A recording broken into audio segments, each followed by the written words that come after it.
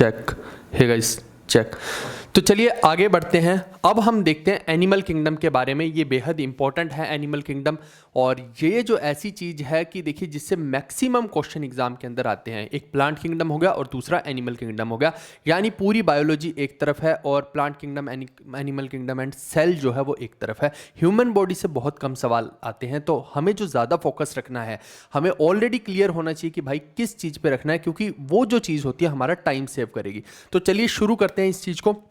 आप देखिए कि यहाँ पे वैसे तो देखो एनिमल्स की क्लासिफिकेशन के बहुत सारे तरीके हैं। एक होता है सिमिट्री का, है ना, वो मैं अभी बताऊंगा कि सिमिट्री क्या होती है, कि बीच में से काट के देखो कि इधर और उधर सेम है तो वो हो गया सिमिट्री, है ना, वो भी बताऊंगा सब चीज़ें।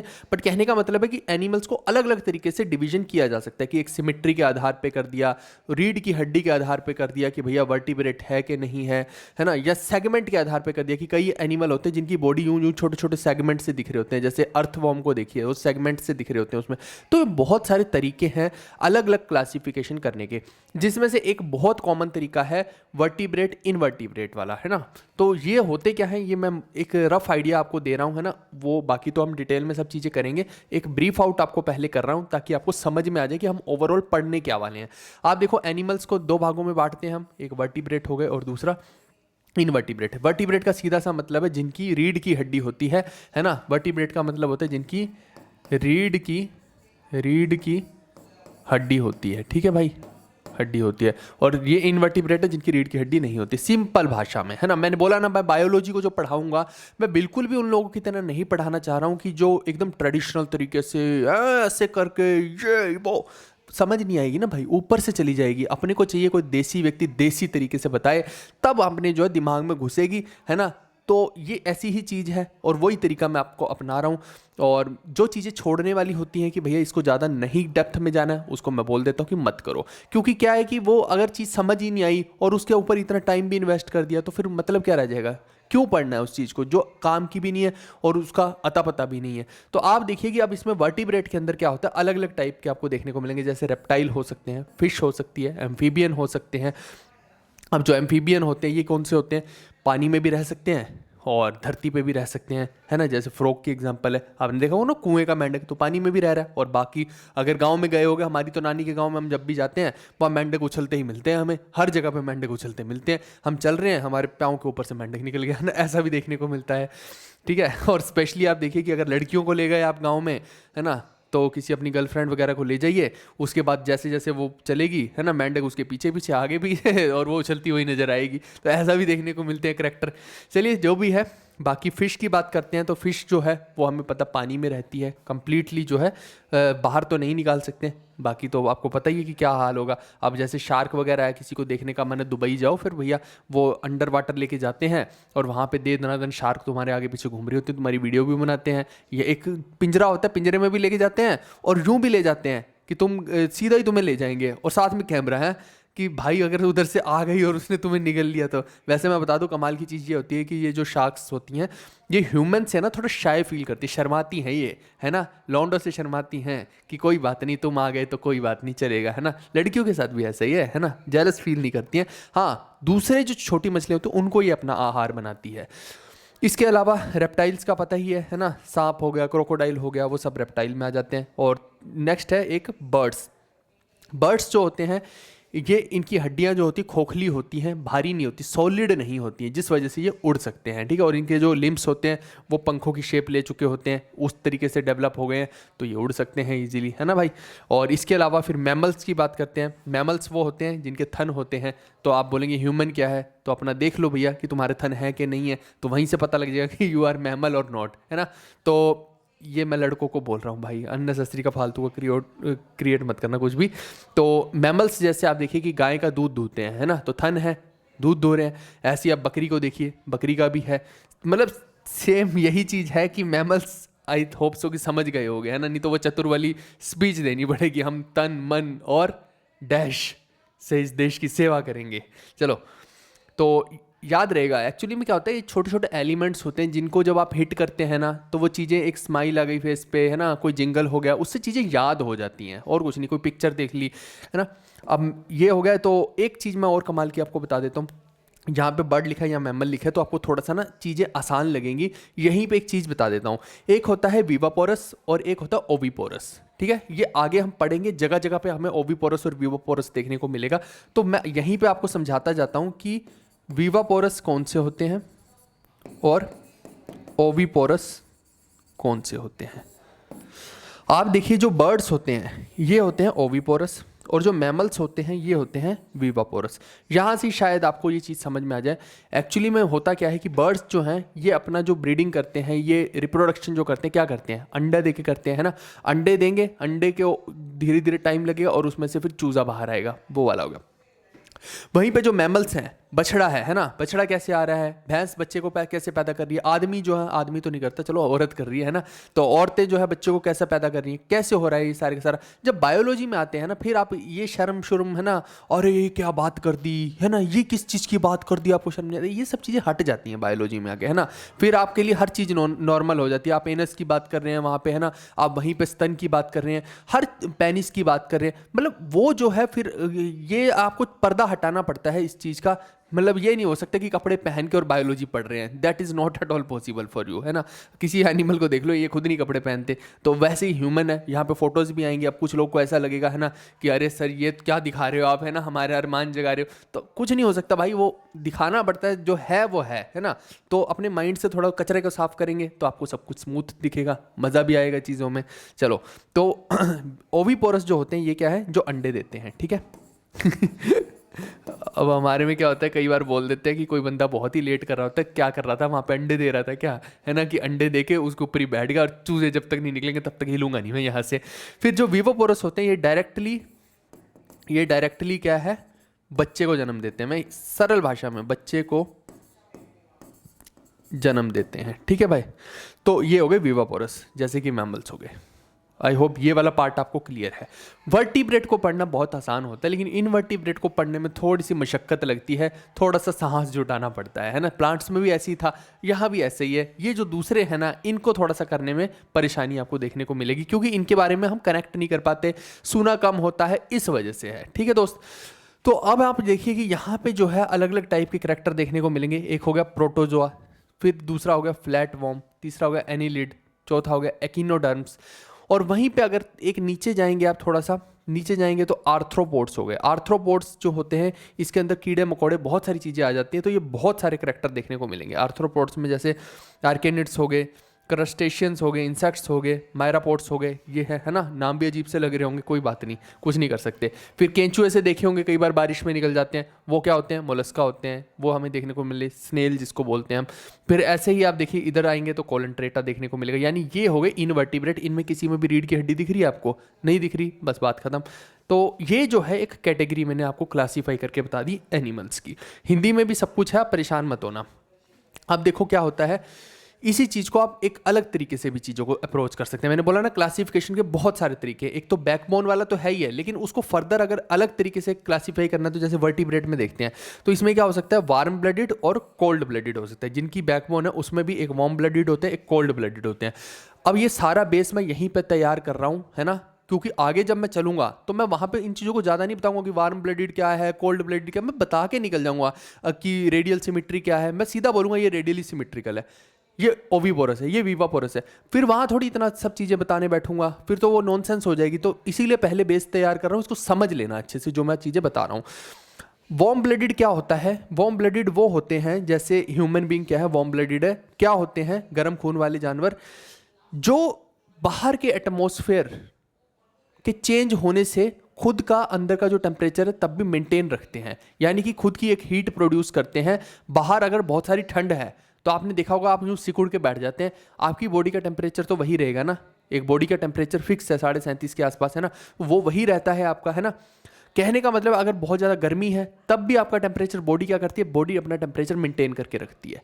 यानी आपके अंदर जो हीट है वो कम करनी है, ज़्यादा करनी है, ये हमारी बॉडी के अंदर ऑलरेडी फिक्स है, वो अपना टेम्परेचर मेंटेन करके रखेगी। अगर 1-2 डिग्री ऊपर हो गया तो गड़बड़ हो जाएगी, ज़्यादा हो गया तो बुखार हो जाएगा आपको, कम हो गया तो आपको अजीब सा लगने लग जाएगा, है ना, ठंड लगने लग जाएगी, कुछ भी हो जाएगा जो सिम्टम होते हैं। अब मैं डॉक्टर तो हूँ नहीं, तो कहने का मतलब है कि बॉडी का टेम्परेचर अप डाउन नहीं हो सकता, अगर होगा तो आप बीमार पड़ेंगे, सिंपल सी भाषा है ना। तो वार्म ब्लडेड वो होते हैं जो अपनी बॉडी के टेम्परेचर को मेंटेन करके रखते हैं, एक फिक्स टेम्परेचर होता है उनकी बॉडी का, वो वही रहता है चाहे कितनी सर्दी हो कितनी गर्मी हो। और वैसे भी आपकी बॉडी जो है इस चीज़ के लिए कैपेबल है। कई जानवर होते हैं जिनके ऊपर फर वगैरह भी होता है, भेड़े वगैरह होती है ना, हर किसी के पास अपना एक तरीका है, हर जानवर के पास।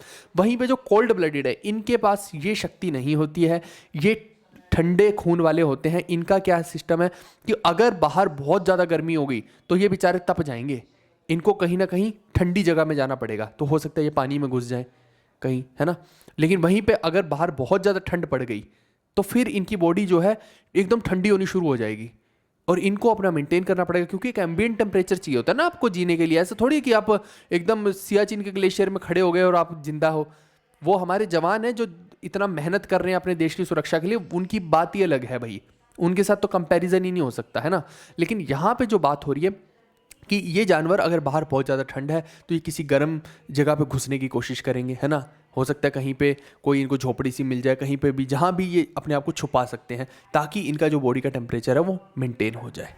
समझ रहे हैं। तो ये इस तरीके के होते हैं, इनका मैंने बता दिया। ऐसे यही केस एम्फीबियन का भी है ना, मेंढक का जहाँ मर्जी वहाँ जाएगा, जैसे जैसे उसका सिस्टम सेट होता जाएगा। वहीं पे यहाँ पे जो है ये तो एकदम सीधा सीधा ही आपको पढ़ना है, यहाँ पे ये सब सिस्टम हम नहीं पढ़ते हैं, सीधा डायरेक्ट पढ़ते हैं। नेक्स्ट एक सिमिट्री की बात भी बता देता हूँ कि सिमिट्री क्या होती है। आप देखिए जैसे सिमिट्री, बायलेटरल सिमिट्री होती है, एक रेडियल होती है, एक बायलेटरल होती है। बायलेटरल में क्या होता है, यूं यूं इसमें बीच में एक रेखा खींचिए, यूं काट दीजिए या रेखा खींचिए। आप मेरे को बताओ कि इधर वाला तितली का भाग और इधर वाला सेम है कि नहीं। ऐसा लगेगा कि जैसे शीशे में ही आप इधर वाला भाग देख रहे हो, है ना, इसी की रिफ्लेक्शन जो है इधर है। ऐसे करके देखोगे तो बिल्कुल सेम वही चीज़ हमें देखने को मिल जाएगी। इसका मतलब होता है रेडियल सिमेट्री, यानी कि इधर से भी वैसा उधर से भी वैसा। जैसे ह्यूमन बींग है, आप अपने यहाँ पे एक लाइन खींच लो, है ना, पूरा ऊपर से लेके नीचे तक लाइन, ज़्यादा नीचे मत जाना, है ना, ऊपर ऊपर ही रहना, जहाँ तक खींच सकते हो। ज़्यादा नीचे चले गए तो पता लगे कि अब कहाँ खींचूं, दो टांगों के बीच में से नीचे कहाँ चले जाओगे, उतना ही खींचेगी, ठीक है, उससे नीचे लाइन ना जाएगी। कहने का मतलब है कि अब अपनी टांगों के, एक टांग इस तरफ है, एक टांग इस तरफ है, एक हाथ इस तरफ है, एक हाथ इस तरफ है, एक आंख इस तरफ है, एक आंख इस तरफ है। कहने का मतलब बीच में से अगर हम यूँ देखते हैं तो लेफ्ट और राइट जो है एकदम सेम दिखाई देते हैं। इसको बोलते हैं बायलेटरल सिमेट्री। बीच में हम एक लाइन खींच के जो है पता लगा सकते हैं। वहीं पे रेडियल सिमेट्री कैसी होती है वो भी अभी मैं दिखाता हूँ आपको। यहाँ पे है, ये देखो, बायलेटरल सिमेट्री मैं बता चुका हूँ। रेडियल सिमेट्री क्या होती है, आप देखिए कि ये स्टार सा दिख रहा है, यहाँ पे आप एक प्रकार रखिए, है ना। अब कंपस जो होती है प्रकार होती है, नहीं रख सकते तो आप अंगूठा रखिए और यहाँ पे जाइए, है ना। ऐसे करके देखिए, जो यहाँ पे ऐसा है वहीं पे जब घूमेंगे इस तरफ भी बिल्कुल वैसा ही है, इस तरफ भी वैसा ही है, इस तरफ भी वैसा है। कहने का मतलब है रेडियल का मतलब होता है रेडियस, है ना। यानी आप जब ऐसे करके यूं गोल चक्कर लगा रहे हैं, रेडियस तो गोल ही होता है ना, तो यूं जब सर्कल बनाएंगे तो वो एक जैसा ही दिखेगा, उसको बोलते हैं रेडियल सिमेट्री, है ना। इधर इधर इधर इधर इधर एक जैसा सा, ठीक है। वहीं पे स्फेरिकल सिमेट्री क्या होती है कि हर जगह पे ही सेम हो जाए। यहाँ ये रेडियल सिमेट्री है ना, कि अलग अलग कुछ कुछ जगहों पे जो है सेम है, लेकिन हर पॉइंट पे सेम हो जाए, हर पॉइंट पे कहीं भी। अब देखो जैसे मैं इसमें यहाँ चला जाऊँ तो ऐसे नहीं बोल सकता कि यही चीज़ जो है हर जगह पे, ऐसा नहीं बोल सकता, है ना। लेकिन हाँ, यहाँ पे चला जाऊँ तो ये जो है वही सेम यहाँ पे है, तो उसको बोल सकते हैं। ये हो गया रेडियल सिमेट्री। जबकि स्फेरिकल सिमेट्री क्या बोलती है, हर पॉइंट जो है एक जैसा है। आप देखिए इसके अंदर, स्फीयर के अंदर जाके देखिए, हर पॉइंट जो आउटर पॉइंट है वो एक जैसा ही देखने को मिलेगा। So this is called symmetrical things. इससे भी हम एनिमल्स को डिवाइड कर सकते हैं। हर एनिमल ऐसा नहीं हो सकता है कि बीच में से आप काट के और उसको देख लो कि सेम है कि नहीं। हर में थोड़ी सिमेट्री होगी, सब में नहीं हो सकती। ये देखो अलग अलग आइटम आपको दिखा रहा हूँ मैं, है ना, तो हर की सिमेट्री अलग है, ठीक है भाई। तो रेडियल सिमेट्री का भी मैंने आपको बता दिया है एग्जाम्पल। अब बहुत सारे इसके अंदर देखिए कि रेडियल के अंदर भी हमें एग्जांपल देखने को मिलते हैं, जैसे एकिनोडर्मेटा हो गया, कोलेंट्रेटा हो गया, तो कैनिडेरिया हो गया, स्टेनोफोर्स हो गया, ये मतलब बहुत सारे हैं। कहने का मतलब है ये आप एग्जांपल्स जो है ना ये याद करके रखिए। एक कमाल की चीज़ मैं आपको बता देता हूँ कि ये जितने भी एग्जाम्पल हैं, एग्जाम्पल सारे याद करके रखिए। रीज़न क्या है एग्जाम्पल याद करने का, वो पता क्या पूछता है, कई बार पूछ लेता है कि बताओ एकिनोडर्म्स में जो है कौन सी सिमेट्री होती है। फिर आप बता नहीं पाओगे अगर आपको पता नहीं होगा तो, है ना। तो जितने भी मैं अब आपको चीज़ें बता रहा हूँ उसमें सबसे इंपॉर्टेंट, अगर कोई बच्चा कुछ भी नहीं पढ़ सकता ना, कि मेरे तो ऊपर से जा रहा है, मैं नहीं पढ़ सकता हूँ, तो वो एग्जाम्पल सबके याद करके जाए कि भैया एकिनोडर्म्स किसको बोलते हैं, एंथ्रोपोडा किसको बोलते हैं, एनिलिडा किसको बोलते हैं, उसके एग्जाम्पल हमेशा याद करके जाइए, वो डायरेक्ट पेपर में आने के चांस रहते हैं। ठीक है। बाइलेटरल सिमेट्री क्या होती है ये भी मैं बता चुका हूँ। किस में होती है, एनिलिडा में होती है, आर्थ्रोपोडा में होती है, मोलस्का में होती है। ये देखिए जैसे कि यहाँ पे आपको दिख रहा है ना, तो ये जो है रेडियल बाइलेटरल सिमेट्री होगी। ये हिंदी वालों के लिए समरूपता का पूरा सिस्टम लिख दिया है, इसको आप पढ़िएगा अच्छे से, सब समझ में आ जाएगा। आगे अब एक कहानी और मैं बता दूं आपको, क्योंकि ये भी बार बार रिपीट होगा कि डिप्लोब्लास्टिक क्या होता है और ट्रिप्लोब्लास्टिक क्या होता है। तो डाइप्लोब्लास्टिक में क्या होता है कि इनके अंदर केवल 2 ही एम्ब्रियोनिक लेयर्स होती हैं सेल के अंदर। अब ये क्या होता है मैं यहाँ बताता हूँ आपको। ये देखिए, यह है डाइप्लोब्लास्टिक। इसके अंदर देखिए कि 2 लेयर होंगी। एक आपका होता है एक्टोडर्म, ये जो दिख रहा है बाहर वाली लेयर, ये जो बाहर वाली लेयर आपको दिख रही है, ये वाली, ये दिख रहा है आपको, ये इसको बोलते हैं एक्टोडर्म, यानी कि एक एम्ब्रियोनिक लेयर हो गई ये। और दूसरी देखिए, ये जो गोले से दिख रहे हैं ना, इनसे आपको समझ में आ जाएगा। दूसरी देखिए यहाँ पे अंदर दिख रही है, ये वाली देखिए, ये वाली को, ठीक है, इस पूरी पट्टी को देखना शुरू कर दो। यहाँ भी ये देखिए यूं यूं यूं यूं करके हैं, ये जो होते हैं ये होते हैं एंटोडर्म, यानी एंट्री वाला हो गया, अंदर वाला हो गया एंटो, एक्टो हो गया बाहर वाला। तो 2 लेयर जिसमें रहेंगी, जिसके सेल के अंदर 2 एम्ब्रियोनिक लेयर रहेंगी। एम्ब्रियोस क्या होते हैं भाई मेरे, आप देखिए कि जैसे आदमी और औरत के दोनों के, जैसे औरत के ले लिए एग्स और आदमी के ले लिए स्पर्म्स, इनको जब मिला दिया जाता है तो आजकल लैब में ही एक बच्चा पैदा कर दिया जाता है छोटा सा, वो होता है एम्ब्रियो। और वही आजकल आईवीएफ के थ्रू जो है ट्रांसफर किया जाता है वीमेन के अंदर, वही उसको वो बोलते हैं एम्ब्रियो, उसी से फिर जो है बच्चा बनता है। ठीक है, तो वही मैं चीज़ आपको बता रहा हूँ, 2 एम्ब्रियोनिक लेयर यहाँ पे देखने को हमें मिलती हैं। वहीं पे इसको हटा देता हूँ, ठीक है, ये मैंने बता दिया। वहीं पे अगर बीच में ये देखिए, यहाँ तो खाली था, इसको बोलते हैं मीजोगिलिया, ठीक है, खाली था, इसको बोलते हैं मीजोगिलिया। लेकिन अगर यहाँ भी एक लेयर ऐसी ऐसी बन जाए, ऐसी ऐसी करके एक लेयर जो है यहाँ भी बन जाए, तो ये हो जाएंगे 3 लेयर वाला। ठीक है, और इस अंदर वाली लेयर को क्या नाम दे दिया जाता है, इसको दे दिया जाता है मीजोडर्म। ये देखिए यहाँ पे देखिए, ये एक अंदर वाली लेयर हो गई, इसको क्या नाम दे दिया गया, मीजोडर्म। तो अब ये जो हो गई ट्रिपल लेयर हो गई, ट्रिपल एम्ब्रियोनिक लेयर होगी, यानी कि यहाँ पे जो है एंटोडर्म भी, एक्टोडर्म भी है, अंदर वाला एंटोडर्म भी है, और बीच में मीजोगिलिया वाले स्थान पे क्या है, मीजोडर्म है। तो 3 लेयर हो गई यहाँ पे, है ना, यहाँ तो खाली था देखिए प्लेन, और यहाँ पे लेयर आ गई। तो ये जो होता है ट्रिप्लोब्लास्टिक होता है, जिसमें 3 लेयर है सेल के अंदर, और जहाँ पे 2 लेयर है एम्ब्रियो की, वहाँ पे होता है डिप्लोब्लास्टिक। ठीक है दोस्त, आई होप कि ये ट्रिप्लो और डिप्लो दोनों आपको समझ में आ गए होंगे। इसके एग्जाम्पल भी यहाँ पे लिख दिया, कोलन ट्रेट होते ट्रिप्लो के, जैसे प्लेटीहेल्मिन्थेस हो गया। अब ये सब जो चीज़ें हैं ना, ये हम आगे पढ़ेंगे, ये अभी पूरा बेस बन रहा है। वहाँ पे क्या होगा, हर एनिमल का लिख दिया जाएगा कि ये डिप्लोब्लास्टिक है, ये ट्रिप्लोब्लास्टिक है। फिर मैं ये सब पे नहीं आऊँगा, ये इसलिए मैं पूरा का पूरा बेस पहले ही तैयार कर रहा हूँ। अब नेक्स्ट देखिए कोऑर्डिनेट्स क्या होते हैं। देखो नोटोकॉर्ड जो होती है ना, कईयों को नोटोकॉर्ड की क्लासिफिकेशन में डालते हैं। नोटोकॉर्ड के अंदर क्या रहता है, एक रोड लाइक स्ट्रक्चर रहता है। जैसे आप देखिए, ये जो ब्लू कलर की दिखाई दे रही है आपको, ये जो ब्लू कलर की दिखाई दे रही होगी, ये वाली, ये जो ब्लू कलर की है, इसको बोलते हैं नोटोकॉर्ड। जैसे हम ह्यूमन के अंदर भी क्या, पीछे एक रीढ़ की हड्डी है, एक सेकेंड, एक्सक्यूज मी यार। तो ह्यूमन बीइंग के अंदर भी जो है एक ये पीछे एक रीढ़ की हड्डी है, उसके अंदर क्या है, बहुत सारी नर्व्स जा रही हैं, है ना, और उन नर्व्स का काम क्या, सिग्नल भेजना ब्रेन तक। सेम यहाँ पे भी आप देखिए, नोटोकॉर्ड के पास से ही नर्व्स जा रही हैं, ये देखो, ये नर्व्स जा रही हैं बहुत सारी, ये भी क्या करती हैं, सिग्नल्स भेजती हैं। तो ये हो गया नोटोकॉर्ड का एग्जांपल, है ना। तो कोड डेटा जो होते हैं उनके अंदर क्या होती है, नोटोकॉर्ड होती है, ये आपको ध्यान देना है। ठीक है, और इसी नोटोकॉर्ड को एम्ब्रियोनिक मिड लाइन स्ट्रक्चर भी बोल दिया जाता है। तो आपको बिल्कुल भी इसमें घबराना नहीं कि भैया ये क्या पूछ लिया, ये एक आपको पता होनी चाहिए, क्योंकि कई जो हैं उनके अंदर बोला जाएगा, और इसमें भी सिग्नलिंग है। ठीक है, इसमें भी सिग्नल्स होते हैं। तो अगर कोड डेटा किसी का नाम ले दूंगा तो समझ लेना उसके पीछे बैकबोन है ना, यानी कि नोटोकॉर्ड है उसके अंदर, ये लिख दिया है। इसको आप देखिएगा एक बार आगे। अब कुछ मैं एग्जांपल्स जो बताता हूँ जिसके अंदर जो है हमें नोटोकॉर्ड देखने को नहीं मिलती है, वो आपके ये बहुत सारे एग्जांपल हैं, है ना। ये मैं अभी दिखाऊंगा, अभी जब इनके बारे में हम एक एक के बारे में पढ़ेंगे अभी, है ना। तो इनके अंदर जो है हमें नोटोकॉर्ड देखने को नहीं मिलते, ये मैंने बना भी दिया है। जैसे वर्टिब्रेट है, इन सब के अंदर जो है हमें नोटोकॉर्ड देखने को मिलेगी, और ये वाले जो है इनके अंदर जो है नोटोकॉर्ड देखने को नहीं मिलेगी। वही चीज़ मैंने यहाँ लिख दी है, यहाँ पिक्चर से समझा दी है। ठीक है दोस्त, आगे बढ़ते हैं। अब मैं एक एक पे चलूँगा, जैसे पोरीफेरा के बारे में पढ़ेंगे, प्लेटीहेलमिन्थिस के बारे में पढ़ेंगे, है ना, फिर एश्लेमिन्थिस के बारे में पढ़ेंगे, ये नेमाटोडा के नाम से भी जाना जाता है। तो इनके बारे में अब डिटेल में पढ़ना शुरू करते हैं। ठीक है भाई, हिंदी वालों के लिए भी लिख दिया, पहले मैं दिखा दूँ, हिंदी वाले नहीं तो घबराते रहेंगे। ये हिंदी वालों के लिए भी एक एक आइटम लिख दिया, आपको कोई भी टेंशन आएगी नहीं। अब इनकी क्लासिफिकेशन जब करते हैं तो मैं पोरीफेरा से क्लासिफिकेशन की शुरुआत कर रहा हूँ। पोरीफेरा क्या होते हैं, आप देखिए ये यहाँ पे, आप मैंने पोरीफेरा ही बना रखे हैं, यहाँ पे देखिए आपको डॉट डॉट दिखाई दे रहे होंगे, ये क्या होता है, इनका स्पॉन्जी स्ट्रक्चर होता है, स्पॉन्ज टाइप होते हैं।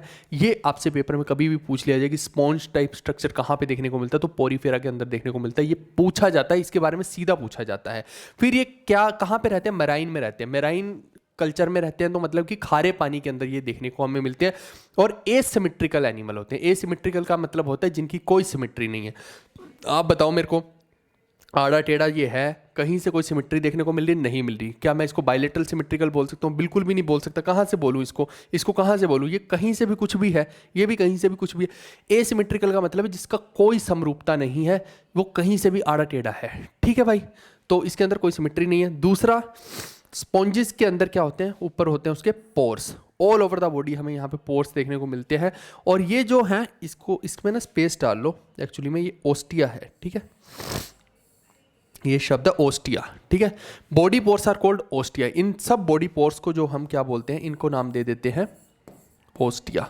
ये एक बार पेपर में पूछा गया था, ये आप ध्यान रखिएगा। मैंने तो पिछले वाले पेड कोर्स में भी पढ़ाया था कि क्या बोलते हैं इनको, ओस्टिया बोलते हैं। और वही जो हुआ था पेपर में, उस टाइम पे पूछा भी गया था और डायरेक्ट बच्चों ने मार्क भी किया था। ठीक है, तो ये ध्यान रखिएगा।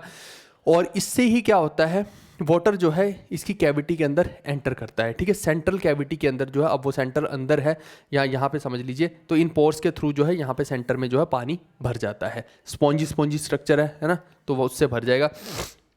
स्पॉन्ज वाला रसगुल्ला खाया होगा तो उससे थोड़ा सा अंदाज़ा लगा लीजिए। ठीक है, उसको जब यूं करेंगे तो उसके बिल्कुल बीचों बीच में जितना पानी है वो सारा बाहर भी आ जाता है। तो उसके अंदर छेद छेद होते हैं, बिल्कुल छोटे छोटे स्पॉन्जी टाइप है ना, तो उससे पानी अंदर भर जाता है। फिर इसके बाद जो है फ्लैजिलेटेड सेल्स होते हैं, जिनको क्या बोलते हैं, कयानोसाइट्स बोलते हैं, है ना।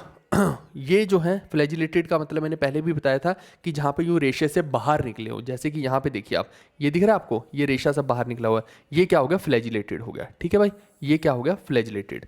ठीक है, इसको क्या बोलते हैं, कैनोसाइट्स। इसके बाद इसके अगर एग्जाम्पल की बात करें तो ये देखिए, जैसे साइकन हो गया, स्पॉन्जिला हो गया, यूस्पोंजिया हो गया, ये सबके मैंने जो भी पोरीफेरा होते हैं उनके ये 3-4 जो एग्जाम्पल है, ये सीधा आप एग्जाम में आते हैं। ये आप ध्यान रखिएगा, डायरेक्ट पूछे गए हैं कि बताओ कि साइकन जो है वो किस कैटेगरी से बिलोंग करता है। ये सीधा क्वेश्चन पूछा गया है। अब आप कई बार सोचते हैं कि भैया मैं किस किस का याद रखूंगा, मैंने लिख दिया ना इंपॉर्टेंट वाले, आपको नहीं ढूंढना कुछ भी। साइकन का पूछे तो सीधा बोल देना पोरीफेरा, यूस्पोंजिया का पूछे तो सीधा पोरीफेरा, स्पॉन्ज का स्ट्रक्चर ही पोरीफेरा में, तो स्पॉन्ज जहां भी आ गया वहां से थोड़ा सा एक आइडिया लग जाना चाहिए। स्पॉन्जिला जो है वो भी पोरीफेरा होता है। ठीक है, तो चलो हिंदी वाले देखेंगे एक बार इसको। ये पूरा मैंने लिख दिया है पोरीफेरा के बारे में, आप इसको पूरा रीड कर लीजिएगा कि कौन सी चीज़ क्या होती है। उसके बाद हम बात करते हैं नेक्स्ट एनिमल की, वो है कोलंट्रेटा। ये जितने भी एनिमल आप देख रहे हैं ये कौन से हैं, ये इनवर्टिब्रेट देख रहे हैं हम। आप देखिए जरा ध्यान से, मैंने शुरू में बताया था दिखा देता हूँ एक बारी। यहाँ पे देख लीजिए। ठीक है, यहाँ देखिए आप, ये देखिए इनवर्टिब्रेट में हम पोरीफेरा पढ़ चुके हैं, अभी कैनिडेरिया, एनिलिडा, ये सब चीज़ें जो हैं ये सब के बारे में हम पहले पढ़ेंगे। उसके बाद जो है वर्टिब्रेट के बारे में पढ़ेंगे। समझ गए इस चीज़ को? चलिए अब आप देखिए, हम कैनिडेरिया के बारे में पढ़ रहे हैं, यानी कि कोलंट्रेटा के बारे में पढ़ रहे हैं। ये दिखता कैसा है, ये मैंने आपको पूरा यहाँ पे पिक्चर्स लगा के दिखा दिया कि ये कैसा दिखता है। देखने में लग रहा है कि इसके अंदर कोई हड्डी हुड्डी होगी, है ना, देखने में भी नहीं लग रहा। तो रीढ़ की हड्डी तो नहीं है, कोर्डेटा तो नहीं है ये, है ना। दूसरा, इसकी बॉडी जो होती है ना, ये 2 तरह के भागों में बटी होती है, 2 फॉर्म्स इसकी होती हैं। एक होती है मेड्यूसा और दूसरी होती है पॉलिप्स। ठीक है भाई, ये पॉलिप्स एक तरह से इसका जो है, यहाँ पे देखिए ये पॉलिप्स का स्ट्रक्चर बता दिया। और ये जो फ्री फ्लोटिंग माउथ होता है इसको बोलते हैं आप मेड्यूसा। ठीक है, 2 फॉर्म इसकी हो सकती हैं, यानी कि ये देखिए आपकी, ये नीचे को नीचे को यूं इसका माउथ है, नीचे को है, ठीक है। आप देखिए जो माउथ है नीचे को है, वहीं पे आप इसमें देखिए इसमें ऊपर को है माउथ, यानी कि कुछ भी एंटर करेगा तो यहाँ से करेगा, इसमें ऊपर से तो एंटर कर नहीं सकता, इसमें नीचे से एंटर करेगा। तो अगर माउथ डाउन है तो समझ लीजिए वो मेड्यूसा है, माउथ अप है तो वो समझ लीजिए पॉलिप्स है। आजकल ये जो एग्जाम वाले हैं स्पेशली एसएससी वाले, ये तो फोटो दिखा के पूछने लग गए हैं, ये दुर्गति इन्होंने कर दी है। तो इसलिए जो है आपको फोटो से भी अंदाजा होना चाहिए कि मेड्यूसा किसको बोलेंगे और पॉलिप किसको बोलेंगे। मैंने ऑलरेडी यहाँ पे फोटो लगा के बताया ताकि किसी को भी बच्चे को कंफ्यूजन ना हो। और ये मैं इस तरीके का कोर्स बना रहा हूँ, आपको पता ही है ना, पेड कोर्स तो हमारा नेक्स्ट लेवल का बन रहा है। अच्छा एक कुछ चीज़ और है, आपको लग रहा है ना कि मैंने बहुत ज़्यादा मेहनत की है, तो जितने भी लोग देख रहे हो भाई मेरे, छोटी सी रिक्वेस्ट है मेरी, इसको मान लेना कि ये जो हमारा चैनल है जीवी विट मूवर, इसको प्लीज़ मैक्सिमम लोगों को बताइए, क्योंकि हमें ना यूट्यूब से कोई ज़्यादा उम्मीद है नहीं है कि यूट्यूब वाले जो है कभी प्रमोट करेंगे नहीं करेंगे। वो क्या है कि पता नहीं, उनको कचरे कंटेंट को जो है आगे प्रमोट करना होता है, लेकिन मैं अपना 100% लगा रहा हूँ। और मैं सोचता हूँ कि मैं यूट्यूब पे इतना हम नहीं कि एडवर्टाइजमेंट दे रहे हैं, आपसे पैसे खींच खींच के हम वहाँ पे लगा रहे हैं, वो सब हमें कचरा नहीं करना है। मैं चाहता हूँ कि हमारे रियल प्रमोटर आप बने, क्योंकि आप अगर अच्छा कंटेंट देख रहे हैं, आपको लग रहा है कि मेरे कंटेंट में दम है, मैंने सच में इतने दिन रात की मेहनत लगा रखी है, और आप इस चीज़ को ना टेस्ट भी कर सकते हैं, किसी भी मॉक टेस्ट को उठा के दीजिए, आप देखिए सारे क्वेश्चन इस वीडियो से ना फंसे तो। और इवन पेपर में बैठिएगा, पेपर में भी डायरेक्टली यहीं इस वीडियो से बहुत सारे एग्जाम में क्वेश्चन फंस जाएंगे।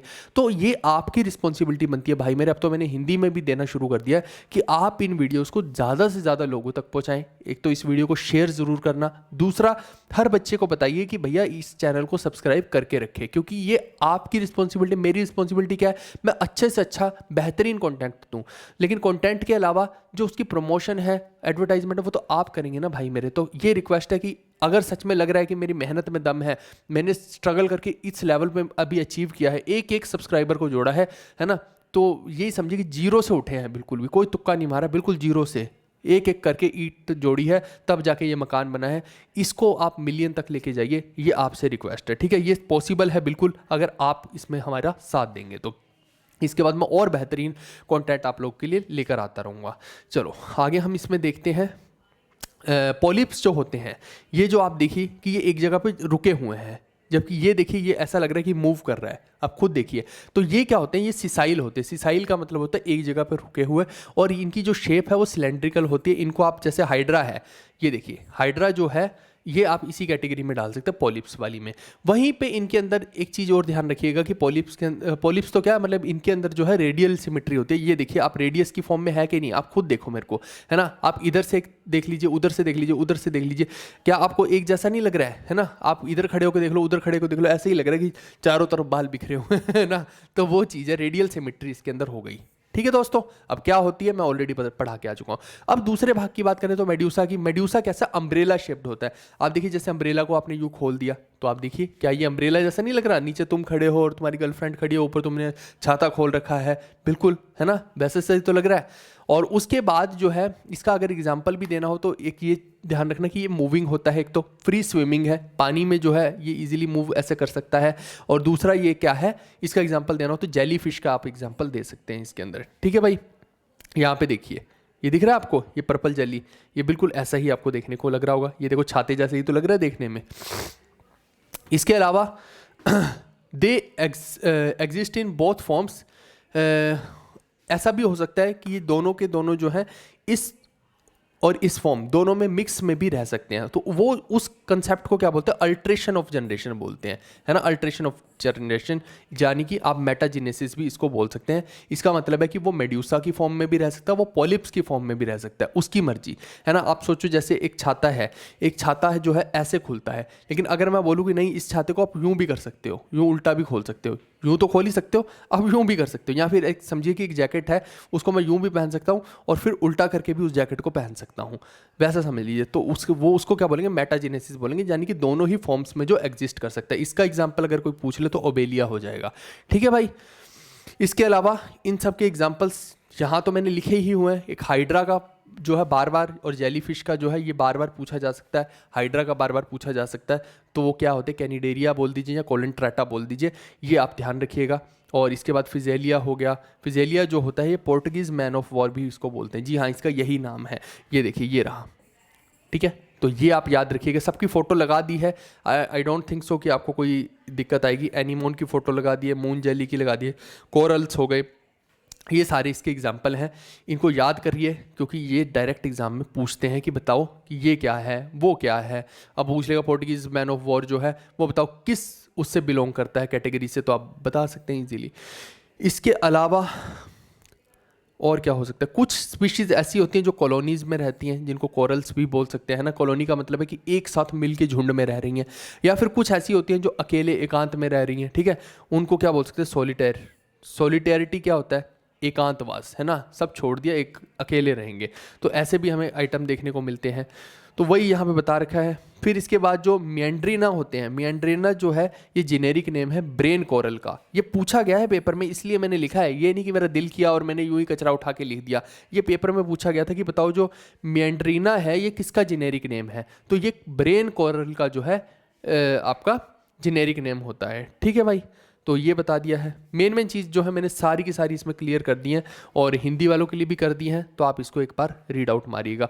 आपको किसी के भी नोट्स बनाने की ज़रूरत नहीं है भाई मेरे, क्योंकि अगर आप नोट्स बनाओगे तो बहुत टाइम खराब होगा। उसके लिए आप ये किताब लीजिए, अगर ये अवेलेबल है वो आप चेक कीजिए नीचे, है ना, लिंक पे जाके। हमारी एप्लीकेशन है जीवी कक्षा एप्लीकेशन, ये रहा हमारी एप्लीकेशन का लोगो।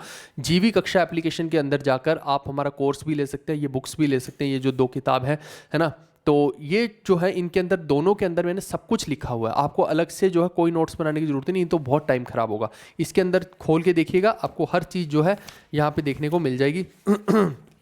जैसे आप ये देखिए, ये देखो, ये सारी फ़ोटोज़ वगैरह लगा के पूरा नोट्स मैंने बना दिए हैं, तो आपको अलग से कुछ बनाने की ज़रूरत नहीं पड़ेगी। मुझे नहीं लगता कि आपको बहुत ज़्यादा मेहनत लगानी चाहिए। ये देखिए, आप हर एनिमल की फ़ोटो के साथ उसके बारे में बहुत सारी एक्स्ट्रा इन्फॉर्मेशन भी यहाँ डाल दी है। हैशटैग इंपॉर्टेंट तो डाली है, बाकी की एक्स्ट्रा इन्फॉर्मेशन भी डाल दी है। तो आप इनके नोट्स हाथ से मत बनाइए, आप हर चीज़ की फ़ोटो नहीं लगा पाएंगे, आप हर चीज़ का मार्किंग नहीं कर पाएंगे, हर चीज़ का मैप आपके पास नहीं होगा, है ना। जैसे ज्योग्राफी में मैप्स की ज़रूरत है, हिस्ट्री में फ़ोटोज़ की ज़रूरत है ईजिली याद करने के लिए। तो ये किताबें, जो दोनों किताबें हैं, ये आप नीचे चेक कीजिए, अगर अवेलेबिलिटी है तो आप ये ले लीजिए, ठीक है। क्योंकि ये क्या है, तुरंत आउट ऑफ स्टॉक हो जाती हैं। और ये कोई ऐसा नहीं कि मैं प्रमोशन के बेसिस कह रहा हूँ, ये सच बात है। मैं 20,000 किताब करवाता हूँ तो 20,000 आउट ऑफ स्टॉक होंगी, 25 करवाऊंगा तो वो भी आउट ऑफ स्टॉक होंगी, ठीक है। मेरी खुद की भी लिमिटेशन है, इतने लोगों को भेजनी भी तो है, तो वो सारे का सारा देखना भी तो पड़ता है। तो इस वजह से मुझे जो है वो लिमिटेड एडिशन ही करना पड़ता है। करने को तो 2 लाख किताब कोई छपवा ले, लेकिन 2 लाख का मैं कैसे हैंडल करूँगा एक साथ, इतने बच्चों को कहाँ से भेज दूंगा, वो पॉसिबल नहीं है। फिर तो मैं 6 महीने इसी काम में लगा रहूँगा, बाकी सब काम धंधा छोड़ के, है ना।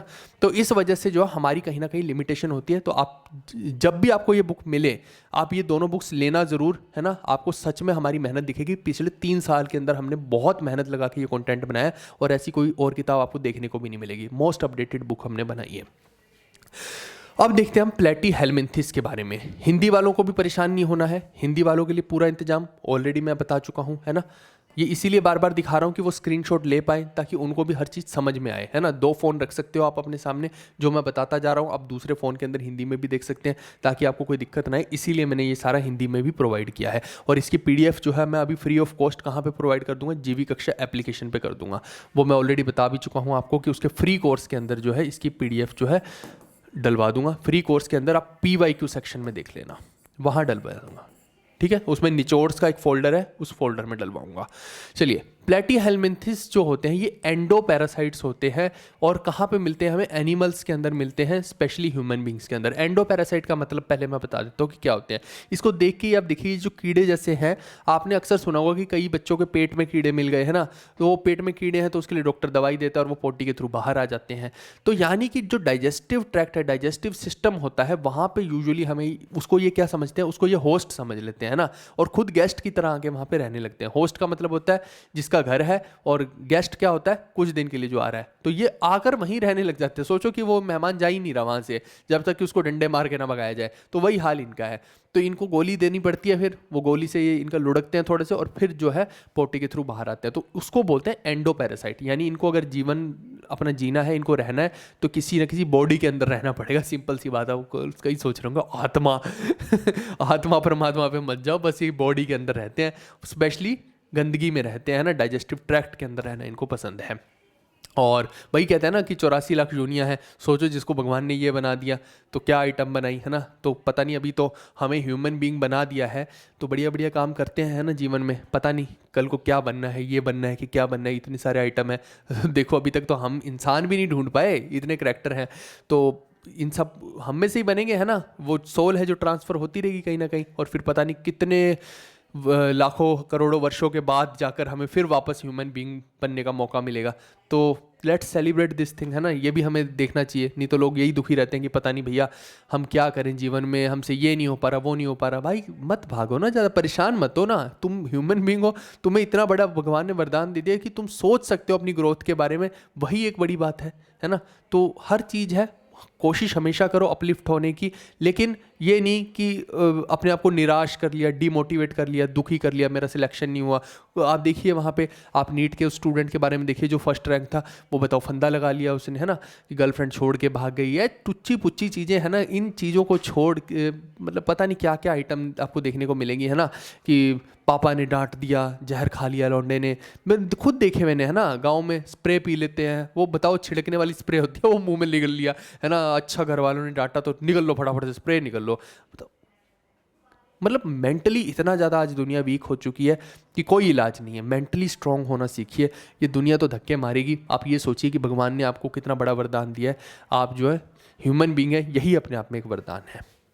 चलिए, अब इसमें बाइलेटरल सिमेट्रिकल होते हैं ये। आप देखिए बाइलेटरल कैसे है, आप बीच में एक लाइन खींचिए तो इधर भी वैसा ही दिख रहा है, उधर भी वैसा ही दिख रहा है, इसलिए इसको बोल देते हैं बाइलेटरल सिमेट्री। ठीक है भाई, आई होप कि ये बाइलेटरल सिमेट्री का मतलब समझ में आ गया आपको। उसके बाद इनके ये क्या होते हैं, ट्रिप्लोब्लास्टिक होते हैं। अब क्या होते हैं ट्रिप्लोब्लास्टिक, 3 एम्ब्रियोनिक लेयर होती हैं, बस इतना याद रखना, अब बार बार नहीं बताऊंगा। फिर एकोलेमेट होते हैं विद ऑर्गन लेवल ऑर्गेनाइजेशन। कॉलमेट का मतलब क्या होता है, कॉलम जो होता है ना, कॉलम जो होता है जिसके अंदर कैविटी होती है ना। आप सोचिए कि एक कीड़ा है, कीड़े के अंदर बहुत सारी कैविटी है, उसके अंदर मान लो बहुत सारा फ्लूइड या खून उसका जो भी है वो भरा हुआ है, वो लिक्विड भरा हुआ है ना। तो ये क्या हो गया, एक तरह से खाली कैविटी में लिक्विड भर दिया, कॉलमेट हो गया वो। लेकिन वहीं पे अगर उस लिक्विड को ना भरा जाए, वहाँ पे खालीपन ही रहे, बिल्कुल वो कैविटी भी यूं पिचकी सी रहे, तो वो होता है एकोलमेट। ठीक है भाई। और ये जो कॉलमेट है, यहीं पे क्या होता है, कॉलगेट नहीं बोल रहा भाई, कॉलमेट बोल रहा हूँ, है ना। तो कॉलमेट जो होता है, ये तो एकोलमेट है। कॉलमेट जो होता है उसके अंदर वो जो लिक्विड सा भरा रहता है उस पूरी कैविटी में, उसी के अंदर बहुत सारे ऑर्गन्स भी रहते हैं। ठीक है, तो ये आपको ध्यान रखना है। फिर अनसेगमेंटेड है, मैंने बताया ना कि आपको कि कोई कीड़े होते हैं जो छोटे छोटे यूँ सेगमेंट में भी बटे होते हैं, ऐसे ऐसे करके, है ना। तो ये जो होता है, जैसे अर्थवॉर्म को देखेंगे तो वो आपको सेगमेंटेड सा देखने को मिलेगा, लेकिन ये जो है आप देखिए ये बिल्कुल प्लेनर सा होता है। इसकी बॉडी सॉफ्ट होती है ना, यूँ खुरदरी नहीं होती है, एकदम प्लेन होती है, यूँ करके पानी की बूंद गिराई और यूँ लपक के नीचे आई, है ना।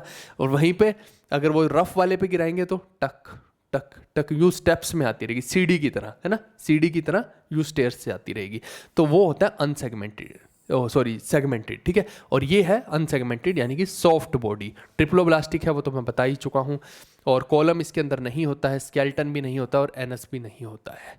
ठीक है भाई, एनस भी इसमें देखने को नहीं मिलता है, तो इसका मतलब है कि मुंह से ही खाएगा और मुंह से ही हक देगा, यही समझ लीजिए आप। ठीक है, एक ही ओपनिंग है। इसको एक नाम भी दिया गया था, एलिमेंट्री कैनाल। एक नाम याद रखिएगा, एलिमेंट्री कैनाल, मैं लिख देता हूँ यहाँ पे, ये नाम याद रखिएगा। एलिमेंट्री कैनाल क्या होता है, ये होता है, आप देखो मेरे ध्यान देना इस चीज़ का, मुंह से आपने खाया, ये एक ओपनिंग है मुंह। ठीक है, आपके बॉडी में जाने की एक सबसे मेन ओपनिंग क्या है, आपका माउथ। यहाँ से आपने खाना खाया, खाने के अब सफ़र को देखिए कि खाना जा कहाँ खा रहा है, कहाँ गया, पेट में गया, पेट से फिर नीचे कहाँ जा रहा है आपका, इंटेस्टाइन्स के, दोनों इंटेस्टाइन हो गई, फिर वहाँ से कहाँ जा रहा है, एनस के अंदर, एनस से फिर कहाँ जा रहा है, बाहर निकल रहा है। तो 2 ओपनिंग है, एक है माउथ जहाँ से आपने खाया और दूसरा निकला कहाँ से, एनस से निकला। तो ये क्या हो गया, इस पूरी लाइन को, ये पूरी एक लाइन है ना, तो ये इसके रास्ते में जितने भी ऑर्गन इससे जुड़े हुए हैं वो सब एलिमेंट्री कैनाल का पार्ट होते हैं। यानी कि एक ओपनिंग से लेकर दूसरी ओपनिंग, पाइप है, पाइप का एक छोर से दूसरे छोर पे आपको जाना है, इसको बोलते हैं एलिमेंट्री कैनाल इसके अंदर। ठीक है भाई, ये किसी भी एनिमल में, किसी भी जीव में आप देख सकते हैं, इसको ऐसा ही होता है। चलिए अब इसमें कंप्लीट एलिमेंट्री कैनाल नहीं है, इसमें मैंने बोला ना कि एनस जो है वो मिसिंग है, तो वो माउथ ही है बस, तो वो कैसी एलिमेंट्री कैनाल हुई, वो कंप्लीट नहीं मानी जाएगी। फिर सिंगल ओपनिंग है वो सब मैंने बता दिया है। इसके एग्जांपल देखिए, टेनिया यानी कि टैप फॉर्म, फेस्टियोला यानी कि लीवर फ्लूक, ये सब जो है इसके एग्जांपल हमें देखने को मिलते हैं। और ये एंडो पैरासाइट होते हैं, वो भी मैं समझा चुका हूँ कि होस्ट चाहिए होता है इनको, उसी के अंदर ये जो कीड़े की फॉर्म में रहते हैं। ठीक है, आगे बढ़ते हैं। नेक्स्ट होते हैं एशमेलेंथिस यानी कि नेमाटोडा। हिंदी वालों को भी दिखा देता हूँ नेमाटोडा का, ये रहा आपका नेमाटोडा के बारे में पूरे का पूरा। ठीक है, तो एशमेलेंथिस जो होते हैं, एक सेकंड ये आगे बढ़ेगा, ये क्या होते हैं, ये राउंड वॉर्म्स होते हैं। ये देखिए, ये दिख रहा है आपको राउंड वॉर्म्स, पूरा राउंड भी खुद को कर सकते हैं, राउंड वॉर्म्स होते हैं क्योंकि इनकी जो बॉडी है वो सर्कुलर बॉडी का क्रॉस सेक्शन होता है। क्रॉस सेक्शन जो है वो सर्कुलर है ना, यूं गोल होते हैं पूरे के पूरे। आप देखिए ऐसा, ये दिख रहा है पूरे का पूरा यूं गोल होते हैं। ठीक है, तो उसीलिए इनको राउंड वॉर्म्स भी बोल देते हैं। ये जो होते हैं ये फ्री लिविंग भी हो सकते हैं, पैरासिटिक भी हो सकते हैं, एक्वेटिक भी हो सकते हैं, टेरेस्ट्रियल भी हो सकते हैं, ये कहीं भी रह सकते हैं ना, धरती पे रह रहे हैं, पानी में रह रहे हैं, फ्री लिविंग है। उसके अलावा बाईलेटरली सिमेट्रिकल होते हैं, बीच में से काटेंगे तो इधर और इधर बिल्कुल सेम दिखेंगे, है ना। ट्रिप्लोब्लास्टिक हैं और सूडोकॉलमेट है। सूडोकॉलमेट का मतलब मैं ऑलरेडी आपको समझा चुका हूँ कि इसके अंदर भी जब आप इसको अगर यूं पिचका देंगे तो इसके अंदर से बहुत सारा लिक्विड हमें देखने को मिलेगा, यानी कैविटी है, खालीपन है और उसके अंदर बहुत सारा लिक्विड भरा हुआ है, उसको सूडोकॉलमेट बोल देते हैं। फिर एलिमेंट्री कैनाल जो होती है इसके अंदर कंप्लीट होती है, मैंने अभी समझाया, यानी कि ये ऐसा नहीं है कि यहीं से खा रहे हैं और यहीं से हग रहे हैं, जी नहीं, यहाँ से अगर खाया तो दूसरी तरफ से ही वो निकलेगा, तो एलिमेंट्री कैनाल पूरी है, इसी को बोलते हैं कंप्लीट एलिमेंट्री कैनाल। ठीक है भाई, और इसके अंदर जो है वेल डेवलप्ड मस्कुलर फेरिंग्स भी होता है। अब ह्यूमन के अंदर देखिए फेरिंग्स क्या होता है, जहाँ से ये हम फूड एंटर कर रहे हैं ना, नोज़ और माउथ को जो है जोड़े हुए है एक पाइप आपकी, वो है फेरिंग्स। और यहाँ गले में जाएंगे तो यहाँ पे क्या है, लैरिंग्स। लैरिंग्स जो है ये बोलने के लिए, इसके अंदर छोटे छोटे जो है यूँ कोड से बने हुए हैं, वो बोलने में आपकी हेल्प कर रहे हैं। तो वो जो आवाज़ सुरीली निकल रही है, जो भी निकल रहा है वो यहीं लैरिंग्स से निकल रही है, और फेरिंग्स जो है वो लैरिंग्स के साथ जुड़ा हुआ है। तो यानी कि कुछ भी आपके मुंह में जाएगा, मुंह से जो है लैरिंग्स तक कहाँ से जा रहा है, फेरिंग्स से ही जा रहा है। ठीक है भाई, तो ये फेरिंग्स इसके अंदर वेल डेवलप्ड है। इसके एग्जांपल देखें तो राउंड वॉर्म्स हो सकते हैं, वैसे भी मैंने बोला ना कि ये राउंड है अपनी शेप में, इनको एस्कैरिस भी बोल देते हैं। वुशेरिया भी हो सकते हैं, जिनको फिलेरिया वॉर्म्स बोल देते हैं। एनसाइक्लोस्टोमा भी बोल देते हैं, जिनको हुकवॉर्म बोलते हैं। सीधा पेपर में आएगा एनसाइक्लोस्टोमा, बताओ कि कौन से क्लास से बिलोंग करते हैं, तो आप बता सकते हैं। आगे बढ़ते हैं, अब हम बात करते हैं एनेलिडा की। ये दिख रहा है एनेलिडा, इसका सीधा सीधा एग्जांपल बताऊं तो अर्थवॉर्म आपने देखा होगा, अर्थवॉर्म एनेलिडा ही है। ठीक है, और वो आपको दिख भी रहा होगा, ये बिल्कुल अर्थवॉर्म नीचे देखें, वो यूं slow slow slow slow slow चलते रहते हैं अर्थवॉर्म। और जो सॉइल है, अगर सॉइल के अंदर अर्थवॉर्म हो तो उसके लिए वरदान होते हैं, केंचुए जो होते हैं वो वहाँ पे क्या करते हैं, अर्थ की जो है सॉरी सॉइल की जो है न्यूट्रिएंट्स के लेवल को बढ़ा देते हैं, एरेशन करते रहते हैं, बहुत बढ़िया रहते हैं, है ना सॉइल के लिए। इवन आपको देखिए ब्लैक सॉइल में ज़्यादातर ये देखने को मिलते हैं हमें, तो वो बहुत ज़्यादा उपजाऊ हो जाती है मिट्टी। फिर वहीं पे देखिए कि एनेलिडा के अंदर ही जो है ये एक्वेटिक भी हो सकते हैं, यानी ये मैराइन या फ्रेश वाटर दोनों में मिल सकते हैं, या टेरेस्ट्रियल भी हो सकते हैं, पानी में भी रह सकते हैं, और मैंने जैसा बता ही दिया कि सूखी जगह पर भी रह सकते हैं, मिट्टी में भी रह रहे हैं तो ऑब्वियसली बात है सूखी है। तो फिर लोकोमोशन ऑर्गन्स इसके अंदर बिल्कुल प्रेजेंट है। कैसे होता है इसके अंदर मूवमेंट, आप देखिए जरा ध्यान से, ये दिख रहा है आपको, यूं करके यूं यूं यूं यूं ऐसे करके ये जो है दोनों तरफ बना हुआ है, यूं यूं करके। ये क्या प्रोवाइड करता है, ये यूं यूं यूं यूं यूं यूं करके जो है अपना आगे बढ़ सकते हैं। तो ये जो चीज़ है ना, ये घुंडियाँ सी बनी हुई हैं जो इसकी, ये इसको आगे बढ़ने में यूं यूं करके आगे बढ़ने में हेल्प करती हैं। तो ये एक तरह से लोकोमोशन का सिस्टम इसके अंदर पूरा डेवलप्ड है ना। आप इसको अपेंडिजीज भी कह सकते हैं, लेटरल अपेंडिजीज। ये देखिए, ये जो हैं बाल से छोटे छोटे दिख रहे हैं। इसके अलावा इसके अंदर चिटिनस सिटाए भी है, चिटिनस सिटाई इसी को बोलते हैं, ये जो घुंडियाँ सी बनी हुई हैं इन्हीं को चिटिनस सिटाए बोल देते हैं। ठीक है भाई, इन्हीं को क्या बोल देते हैं, चिटिनस सिटाई बोल देते हैं, ये मैं ऑलरेडी बता दिया आपको। फिर सेगमेंटेड है, बिल्कुल सेगमेंटेड है। आप देखिए छोटे छोटे सेगमेंट में ही तो बटे हुए हैं, ये देखिए आप, ये एक सेगमेंट हो गया, ये दूसरा सेगमेंट हो गया, सेगमेंटेड है बिल्कुल, है ना। उसके बाद सर्कुलर है, बिल्कुल सर्कुलर भी आपको देखिए कि यूं राउंड शेप तो है ही है, सर्कुलर है। और इसके अंदर जो मसल फाइबर हैं वो सर्कुलर यूं करके भी बने हुए हैं, और लंबाई में भी सर्कुलर कह रहा हूँ, मस्कुलर फाइबर जो लंबाई वाले भी हैं और सर्कुलर में भी फैले हुए हैं, बिल्कुल फैले हुए हैं। तो ये सारी की सारी चीज़ें, इसकी खास चीज़ें जो है ऑलरेडी मैंने बता दी हैं यहाँ पे। इसके अलावा इसके अंदर क्या हो सकता है, एपिथेलियम प्रेजेंट है। इसके अलावा इसके एग्जाम्पल्स की बात करें तो नेरेइज, फेरेटिमा, यानी जिसको अर्थवॉर्म बोल देते हैं, ये फेरेटिमा तो क्या है, बायोलॉजिकल नेम है। तो अब बायोलॉजिकल नेम आपको आ सकते हैं, तो बायोलॉजिकल नेम सीधा याद रखने हैं, जरूरी नहीं कि वो अर्थवॉर्म ही लिख के दे वहाँ। फिर हीरोडिनेरिया यानी कि ब्लड सकिंग लीच जो होते हैं वो भी इसी कैटेगरी से बिलोंग करते हैं। ठीक है भाई।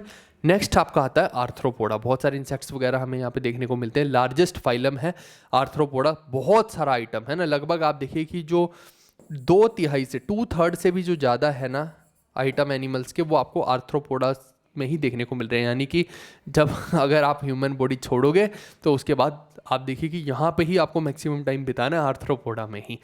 तो यहाँ अलग अलग जो है आइटम आप बनते रहेंगे, ऐसे समझ लीजिए। इसके अंदर क्या होता है, चिटिनस एक्सोस्केलेटन होता है। तो इसका मतलब क्या हो गया, बिल्कुल जो बाहरी एक्सोस्केलेटन का मतलब कि बाहर की तरफ जो है पूरा जो है चिटिनस एक्सोस्केलेटन बना होता है, वो अभी मैं दिखा भी दूंगा। And the body is made up of head, thorax and abdomen. ये 3 भाग से जो है बॉडी इसकी बनी होती है, हेड, थोरैक्स एंड एब्डोमेन। देख लेते हैं इसको, यहाँ पे देखिए, ये देखो, ये जो है इसका हेड होता है और यहाँ पे जो है पेट होता है और यहाँ पे जो है उसका आखिरी भाग थोरैक्स हो जाएगा। तो हेड, एब्डोमेन, थोरैक्स जो है ये 3 भागों में है, ये बटा होता है। सब में ऐसा ही है, आप देखिए यहाँ भी ऐसा ही है, हेड, एब्डोमेन, थोरैक्स, है ना। तो ये जो है सभी ऐसे ही आपको देखने को मिलेंगे। तो ये बता दिया आपको। इसके अलावा यहाँ से क्या क्या पूछ सकता है वो देख लेते हैं। एक इनके अंदर जॉइंटेड अपेंडेजेस होते हैं, वो आप देखिए यहाँ पे आपको जॉइंटेड दिखेंगे, बिल्कुल आप देखिए ध्यान से तो आपको समझ भी आ जाएगा। और इसके अलावा इनके एग्जाम्पल देखें तो कॉकरोच, सेंटीपीड, ये सब जो है इसके एग्जाम्पल हैं।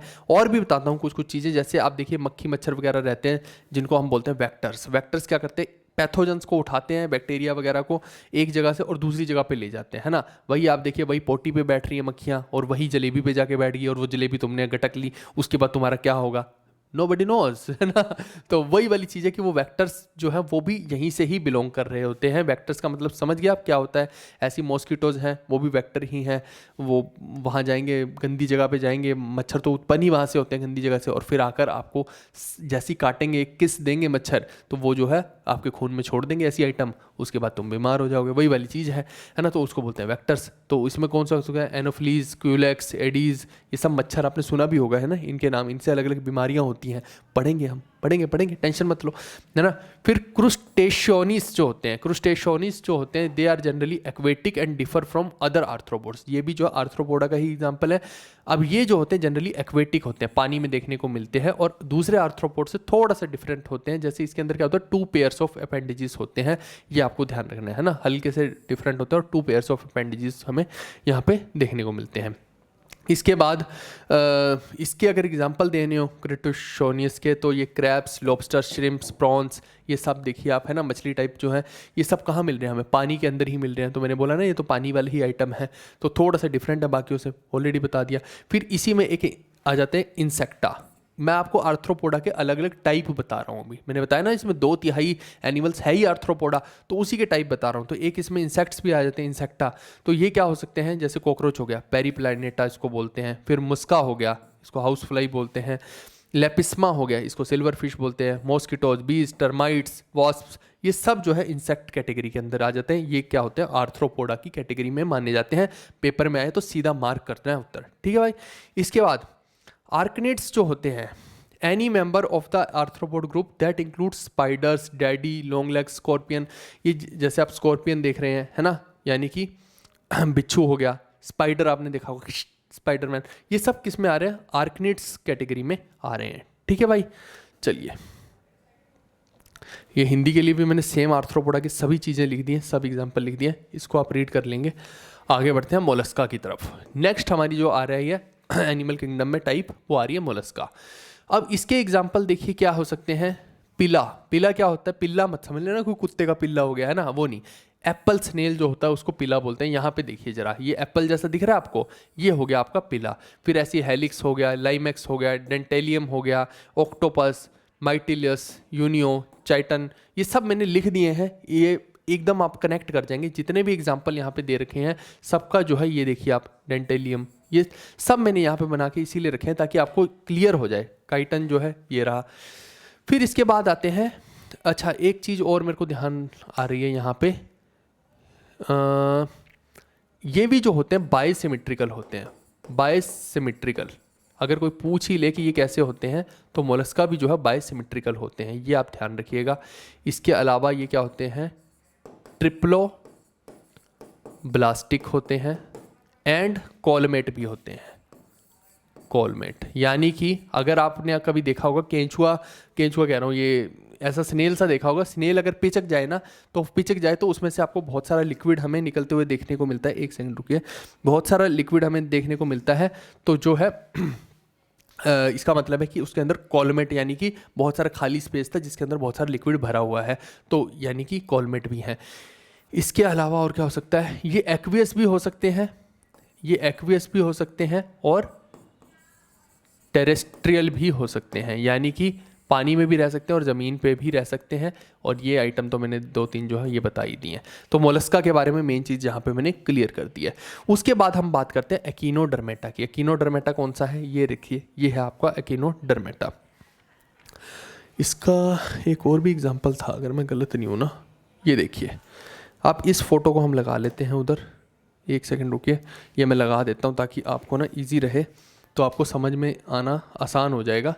ये जो एकिनोडर्मेटा है ये उस पिक्चर से थोड़ा ज़्यादा क्लियर नहीं हो रहा है, तो इसको हटा के ये वाली लगा लेते हैं, ठीक है भाई, ये लगाएंगे तो समझ में आ रहा है बस, और तो कोई टेंशन नहीं है। चलो, तो ये जो है क्यों मैंने लगाई है उसका कारण मैं बता देता हूँ। एक्चुअली ये क्या होता है, इनके ऊपर जो स्किन होती है ना वो स्पाइनी स्किन होती है, यानी कांटादार होती है। आप यूं हाथ लगाएंगे तो हाथ थोड़ा सा रफ हो जाएगा आपका, चुभ सकता है आपको। तो आप ध्यान से देखिए यहाँ पे जरा इसको, जब आप ध्यान से देखेंगे, इसको बड़ा करके दिखाता हूँ आपको मैं, इसी पिक्चर को, हो बड़ा, चल बेइज्जती करा रहा है। चलिए, तो यहाँ पे देखिए, जरा ध्यान से देखिए, छोटे छोटे कांटे दिखाई दे रहे हैं इसके ऊपर। आप यूं हाथ फेरेंगे तो ये आपका हाथ खूनम खून कर देंगे, यानी कि छोटे छोटे आपको जो कांटे दिखाई दे रहे हैं ये कैसा हो गया, स्पाइनी स्किन्ड हो गया, ठीक है, स्पाइनी स्किन्ड हो गया दोस्त, ठीक है। इसके अलावा इसको इधर करते हैं आप, इसके अलावा ट्यूब फीट होते हैं जो कि इसकी लोकोमोशन में हेल्प करते हैं। ये समझ लीजिए कि जो इसके एक तरह से पैर हैं, यहाँ पे ये ट्यूब जैसे से पैर होते हैं, ये इसकी लोकोमोशन में हेल्प करते हैं। फिर ये जो क्या है, ये भी ट्रिप्लोब्लास्टिक होते हैं, 3 एम्ब्रियोनिक लेयर वाले होते हैं, यानी कि ट्रिप्लोब्लास्टिक, और कॉलमेट होते हैं, यानी कि अंदर खालीपन होगा, इसको काटेंगे तो अंदर से भैया बहुत सारा रस्सा निकलेगा, यही समझ लो बस, ठीक है, उसको बोलते हैं कॉलमेट। फिर एडल्ट जो इसके अंदर होते हैं वो तो होते हैं रेडियली सिमेट्रिकल। ये देखिए, जैसे ये पूरा जब बन गया है ना, बड़ा इंसान बन गया ये जब, तो ये कैसा बन गया, रेडियली सिमेट्रिकल। आप देखो इधर भी ऐसा, इधर भी ऐसा, इधर भी ऐसा, इधर भी ऐसा, इधर भी ऐसा, तो ये क्या बन गई, रेडियल सिमेट्रिकल, है ना, यूं करके रेडियल सिमेट्रिकल। लेकिन वहीं पे जो इनके बच्चे होते हैं एक तरह से, जो अभी नवजात है, उनको बोलते हैं लार्वा। तो वो जो लार्वा होते हैं वो हमें क्या है, बाइलेटरल सिमेट्रिकल देखने को मिलते हैं, क्योंकि हो सकता है कि वो बेचारे ऐसे ही होते हों, है ना, बस यूं ही है। वो अभी छोटे बच्चे का मान लो एक ही तारा है, तो वो बाकी के तारे अभी आने बाकी हैं, तो वो क्या है, हमें नवजात जो है इसके बाइलेटरल सिमेट्रिकल हो सकता है, ऐसा ही हो, है ना, तो वो यूं बीच में से काटे तो इधर उधर सेम है, इसलिए वो बाइलेटरल सिमेट्रिकल हो सकते हैं, है ना। तो बचपन स्टेज में ये है बाइलेटरली सिमेट्रिकल, लेकिन एडल्ट होने के बाद जो है रेडियली सिमेट्रिकल हो सकते हैं। तो ये आपसे पेपर में पूछा जा सकता है कि जो एकिनोडर्मेटा का लार्वा है वो कैसा होता है, या फिर उसका जो एडल्ट स्टेज है वो कैसी होती है, दोनों का फर्क आएगा आंसर में। मैं बता रहा हूँ, एक बार एक एग्जाम में पूछा गया था, इसीलिए मैंने ये आपको बताया, यहाँ पे बहुत इंपॉर्टेंट है, ध्यान रखिएगा। इसके बाद डिस्टिंक्टिव फीचर्स की बात करते हैं, तो एक इसके अंदर जो वेस्कुलर सिस्टम होता है, वेस्कुलर सिस्टम जैसे हम देखते थे एनिमल्स में, प्लांट्स में कि जाइलम फ्लोएम होता है, वैसे ही यहाँ पे भी जो है हमें वेस्कुलर सिस्टम देखने को मिलता है, जिसके थ्रू क्या है, फूड ट्रांसपोर्ट हो सकता है, रिस्पायर कर सकते हैं, है ना, रेस्पिरेशन कर सकते हैं, लोकोमोशन में हेल्प मिलती है उस वेस्कुलर सिस्टम से, तो क्योंकि मैकेनिकल स्ट्रेंथ प्रोवाइड कर रहा है, तो ये भी इसके अंदर प्रोवाइडेड होता है, ये आपको ध्यान रखना है। अभी तक मैंने किसी में भी नहीं बताया वेस्कुलर सिस्टम, लेकिन इसके अंदर होता है।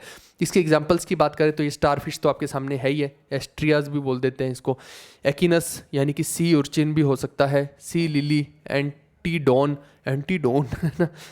कुकुम्बर मत बोल देना इसको, कुकुमेरिया है, सी कुकुम्बर बोलते हैं इसको एक तरह से, और फिर ओफ्यूरा जो है ये क्या है, ब्रिटल स्टार है। तो ये सब जो है इसके एग्जाम्पल हैं एकिनोडर्मेटा के, ये आपको ध्यान रखने हैं।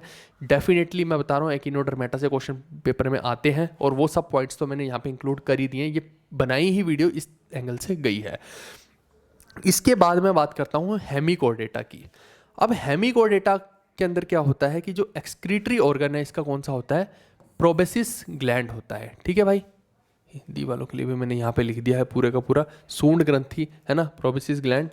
ये क्या है, जैसे आप देखिए कि हाथी होता है, हाथी के हेड पे जो है क्या लगी होती है, सूंड लगी होती है।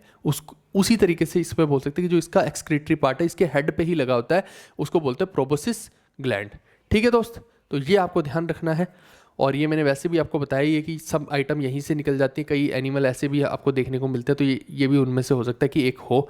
तो ये थोड़ा सा इसके बारे में ध्यान रखना। और बाकी इसके एग्जांपल अगर बोलेंगे तो बेलेनोग्लोसस और सैकोग्लोसस, ये पेपर में आया था कि ये बताओ किस आइटम से बिलोंग करते हैं, तो ये हेमिकोडेटा से बिलोंग करते हैं।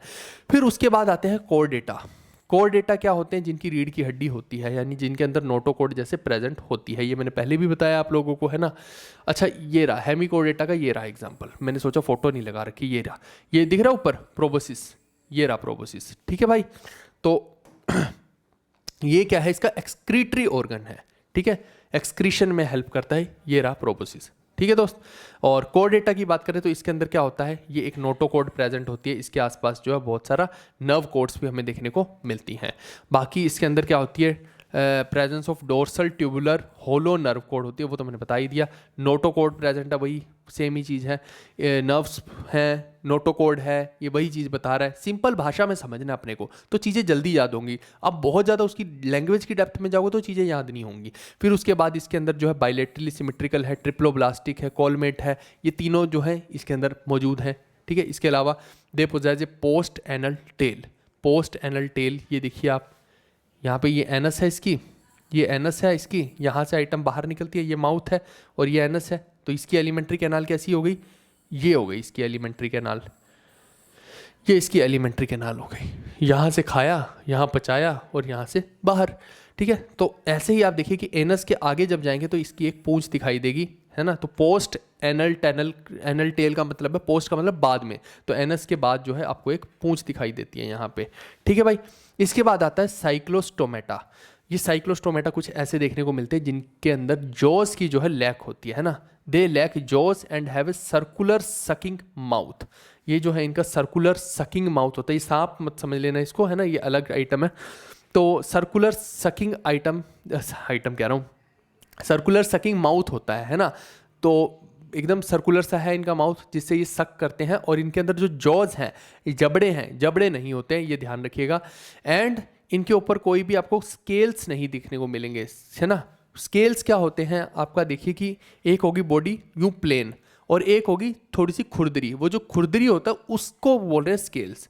ठीक है, आप देखिए कि आपने एक डॉक्टर चप्पल देखी होगी, डॉक्टर चप्पल, एक चप्पल होगी जो बिल्कुल प्लेन है, आप पहन रहे हैं, एक चप्पल होगी जिसमें डॉक्टर चप्पल जिसको बोलते हैं, वो दाने दाने से होता है ना एक चप्पल में, वो क्या हो गया, उसको बोलते हैं स्केल्स। ठीक है भाई, तो इनकी बॉडी जो है वो प्लेन है, प्लेन चप्पल जैसी है, स्केल्स नहीं है इनकी बॉडी में। दूसरा क्या हो सकता है इसके अंदर कि क्रेनियम एंड वर्टिब्रल कॉलम होते हैं इसके अंदर, और वो किस चीज़ के बने होते हैं, कार्टिलेजनस होते हैं, यानी कि वो मांस के ही बने होते हैं, क्रेनियम और वर्टिब्रल कॉलम, यानी वर्टिब्रेट्स इनके अंदर होती हैं। ये आप ध्यान दीजिए क्योंकि कोरडेटा के अंदर ही ये आ रहा है। इसके अलावा after undergoing metamorphosis their larva return to the ocean, है ना। ये मेटामॉर्फोसिस आप समझ लीजिए कि जैसे सपोज कि इनको सेक्स के लिए सपोज करो ये पानी में जाना पड़ रहा है ना, और वहाँ पे ये सेक्स कर रहे हैं, उसके बाद जो है जो इनका लार्वा होता है, लार्वा क्या होता है, नवजात होता है, वो कहाँ पे आ जाता है, वो रिटर्न टू दी ओशियंस, है ना। तो ओशियंस के सतह पे आ जाएगा, है ना। कुछ एनिमल्स ऐसे होते हैं जैसे मान लीजिए कि उनको ब्रीडिंग करनी है, तो वो कुछ होते हैं जो बाहर आके ब्रीडिंग करते हैं, उसके बाद पानी में चले जाते हैं, कुछ पानी में जाके ब्रीडिंग करते हैं फिर बाहर आ जाते हैं। तो इस तरीके का इसका भी आइटम है। और उसके अलावा नेक्स्ट अगर हम बात करते हैं तो ये हो गया कॉन्ड्रीकाइथिस। ठीक है, ये सब अभी कोरडेटा की ही बातें चल रही हैं। तो कॉन्ड्रीकाइथिस में एक पेपर के अंदर बहुत ज़्यादा डेप्थ में आपको जानने की जरूरत नहीं, लेकिन एक पेपर में क्वेश्चन आया था, तो ये होते कैसे हैं, तो ये विवापोरस होते हैं। अब आप सोचेंगे कि विवापोरस क्या होता है, मैंने ऑलरेडी शुरू में ही आपको बता दिया, ओविपोरस होते हैं जो अंडे देते हैं, विवापोरस होते हैं जो नवजात शिशु को जन्म देते हैं सीधा। ठीक है भाई, वो होते हैं विवापोरस। ठीक है दोस्त, चलिए ये बता दिया, अब आगे बढ़ते हैं। नेक्स्ट इसी का एक पार्ट बन रहा है ओस्टियोकाइथिस। आप अगर ध्यान देंगे तो हम कोरडेटा नॉन कॉर्डेटा ऑलरेडी पढ़ चुके हैं, यानी कि जिनको नॉन वर्टिब्रेट बोलते हैं। ये सारे जो है हम एम्फीबियन, रेप्टाइल्स, हम कौन से पढ़ रहे हैं, ये सब कॉर्डेटा पढ़ रहे हैं। एक बार मैं पिक्चर दिखा देता हूँ, वहाँ से आपको जो है आइटम सारी की सारी क्लियर हो जाएंगी, नहीं तो फिर आप कंफ्यूज होते रहेंगे कि ये अब हम क्या शुरू कर चुके हैं। वो आप यहाँ एक पिक्चर देखते ही आपको अभी समझ में आ जाएगा कि हमने क्या शुरू कर लिया है। ये देखिए, ये एक बार पिक्चर देख लीजिए। हम इनवर्टिब्रेट सारे पढ़ चुके हैं, ठीक है, इसके बारे में मैंने सब कुछ आपको बता दिया है। अब हम कॉर्डेटा पे आ गए हैं जो कि इस तरफ हैं, जिनके वर्टिब्रेट होते हैं, मैमल्स, रेप्टाइल्स, फिश, एम्फीबियंस। तो अब हम इस बारे में पढ़ रहे हैं, ठीक है भाई। ये सारी चीज़ें मैं पढ़ा चुका हूँ, अब हम यहाँ पे आ गए हैं। आई होप कि आपको समझ आ गया होगा कि हम कर क्या रहे हैं। मैंने बहुत डिस्टिंग्विश्ड तरीके से सारी चीज़ें रखी हुई हैं। तो आप देखिए, ये वही सब चीज़ें चल रही हैं, एम्फीबियन, रेप्टाइल्स, ओस्टियोकाइथिस। तो ओस्टियोकाइथिस में एक क्वेश्चन आया था, मैंने बोला ना हर किसी को बहुत ज़्यादा डिटेल में याद करने की ज़रूरत नहीं है, इसके बारे में बस इतना ही आया था कि इसका हार्ट कितने चैम्बर का होता है। और ये मैं बताऊँ आपको कि इस बार जो, अगर आप इस बार का एसएससी का एग्ज़ाम्स कोई भी उठा के देख लीजिए, हर एग्ज़ाम में इस बार पता नहीं एग्जामिनर को क्या हुआ, उसने उठा के हर आइटम के हार्ट के बारे में पूछ लिया। रेप्टाइल्स का हार्ट कैसा होता है, एम्फीबियन का कैसा होता है, ओस्टियोकाइथिस का कैसा होता है। ये पता नहीं क्या हुआ इनको, बार बार इन्होंने मैक्सिमम शिफ्ट्स में हार्ट के चैम्बर्स के बारे में पूछा। तो ये आपको ध्यान रखना है कि ओस्टियोकाइथिस में 2 चैम्बर्ड हार्ट होता है, एक ऑरिकल होती है और एक वेंट्रिकल होती है। ह्यूमंस में कितने चैम्बर होते हैं? 4 होते हैं, ठीक है।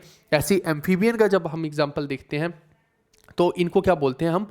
फर्स्ट लैंड वर्टिब्रेट बोलते हैं। अब एम्फीबियन को फर्स्ट लैंड वर्टिब्रेट क्यों बोल रहे हैं, उसका भी एक कारण है।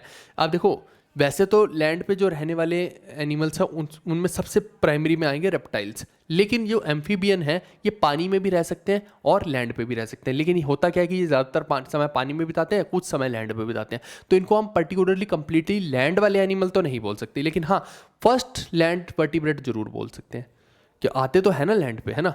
तो इस वजह से जो है इनको फर्स्ट लैंड वर्टिब्रेट बोलते हैं। बट रियल में अगर फर्स्ट लैंड वर्टिब्रेट की बात करते हैं तो वो रेप्टाइल माने जाएंगे। रियल में अगर आप देखेंगे तो वो रेप्टाइल है, क्योंकि ये पूरा टाइम जो है आपका सतह पे ही रहते हैं, है ना, सरफेस पे ही रहते हैं। लेकिन ये जो है ये कुछ टाइम ही सरफेस पे रहते हैं, बाकी का टाइम ये कहाँ पे बिताते हैं? आपका पानी में बिताते हैं। इसके अगर एग्जांपल्स की बात करो तो बुफो, राना किसका नाम है ये पूछा गया था एक बार, तो फ्रॉग को बोलते हैं, है ना। हाइला जो है ये ट्री फ्रॉग हो गया, सैलमेंडर हो गया, चारमेंडर याद है पोकीमोन, ये है सैलमेंडर, है ना। और उसके बाद इसकी ऑफिस हो गया जो कि लिम्बलेस एम्फीबिया है, ठीक है भाई। तो ये जो चीज़ें हैं ये आपको ध्यान रखनी है, इसके बारे में मतलब इसके बारे में अक्सर पेपर में पूछा जाता है, ठीक है दोस्त। बाकी इसमें देखिए कि एक और चीज़ देखिए, जो आपके एम्फीबिया होते हैं, एम्फीबियंस होते हैं जो, इसके अंदर जो हार्ट है, इसके अंदर जो हार्ट है इसके कितने चैम्बर होते हैं? 3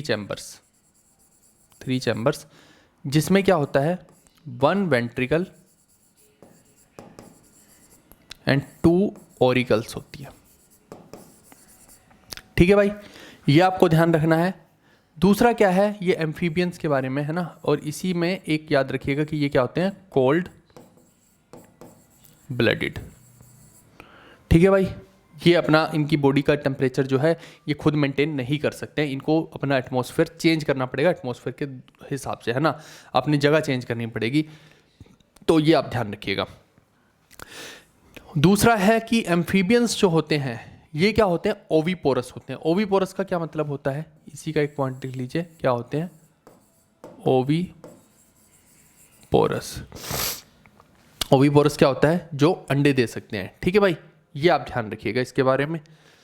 चलिए, ये हो गया, अंडे देते हैं, मतलब यंग वंस को जो है, लिविंग एक क्रीचर को जन्म नहीं देते हैं, अंडे देते हैं और अंडे के थ्रू जो है बच्चे पैदा होते हैं। फिर अब देखते हैं, बात करते हैं रेप्टाइल्स की। रेप्टाइल्स क्या होते हैं? इनका जो हार्ट होता है इसके बारे में पक्का क्वेश्चन आ सकता है। तो ये सारे आपको रेप्टाइल देखने को मिल रहे हैं यहाँ पे, ठीक है भाई। जैसे क्रोकोडाइल हो गया, तो क्रोकोडाइल भी एक रेप्टाइल है, लेकिन इसके अंदर एक एक्सेप्शन रहेगी, वो भी बताता हूँ। लेकिन मैक्सिमम जितने भी रेप्टाइल हैं आपको यहाँ पे जो है 3 चैम्बर्ड हार्ट देखने को मिलता है, ठीक है। 3 चैम्बर वाला हार्ट आपको देखने को मिलेगा इनके अंदर। रेप्टाइल्स जैसे छिपकलियाँ वगैरह हो गई, आपका मगरमच्छ हो गया, तो यानी कि इसके अंदर भी क्या है? 1 वेंट्रिकल है और 2 ऑरिकल है, 3 चैम्बर वाला है। लेकिन सिर्फ क्रोकोडाइल को छोड़ के, ये एक एक्सेप्शन है। तो अगेन इंपॉर्टेंट हो जाता है कि जो क्रोकोडाइल है उसके बाद क्या है? ये डबल स्टार मार्क कर लो, उसके पास क्या है 4 चैम्बर्ड हार्ट है। बस क्रोकोडाइल को छोड़ के बाकी सबका कितना रहता है 3 चैम्बर का हार्ट रहता है हर रेप्टाइल का, ये आपको ध्यान रखना है। दूसरा, ये भी कोल्ड ब्लडेड होते हैं, यानी कि अपना जो बॉडी का टेम्परेचर है मेंटेन नहीं कर पाते हैं। और इसके एग्जाम्पल की बात करें तो ये क्या उनसे हो सकते हैं, चिलोन जिसको टर्टल बोलते हैं, टेस्टूडो जिसको टर्टीज बोलते हैं। जी हाँ, टर्टीज और टर्टल में फ़र्क होता है। फिर चैमिलियन है ना, चैमिलियन तो आपने सुना ही होगा, ये गिरगिट जिसको बोलते हैं ना, ट्री लिजर्ड होगी, ऐसे करके बहुत सारे हैं ना, एलिगेटर हो गए, मगरमच्छ हो गए, क्रोकोडाइल हो गए, ये सब चीज़ें मैंने ऑलरेडी बताया है। क्रोकोडाइल और घड़ियाल में फ़र्क होता है, ठीक है। एक की जो है पेनी चोंच होती है आगे, आप सर्च करके देख लो, और एक जो होते हैं आगे से जो राउंड होती है उनकी चोंच, सर्च करके देखो घड़ियाल और आपका क्रोकोडाइल जो होते हैं, मगरमच्छ होते हैं, उन दोनों में क्या फ़र्क होता है, तो आपको समझ में आ जाएगा घड़ियाल और क्रोकोडाइल डिफरेंट होते हैं। तो ये आपसे पूछा जा सकता है। ऐसी वाइपर होता है जो है ना एक सांप, ये जो है ये भी किस में आ जाएगा आपका क्या बोलते हैं इसको, रेप्टाइल्स में आ जाएगा। रेप्टाइल मतलब होता है जो रेंग के चलते हैं जानवर, ठीक है भाई। सेम यही कहानी मैंने हिंदी में भी लिख दी है, तो इसमें भी आपको कोई दिक्कत आने नहीं वाली है।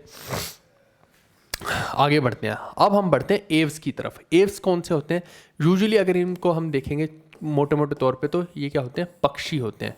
पक्षियों को जो है एव्स की कैटेगरी में रखा गया है भाई।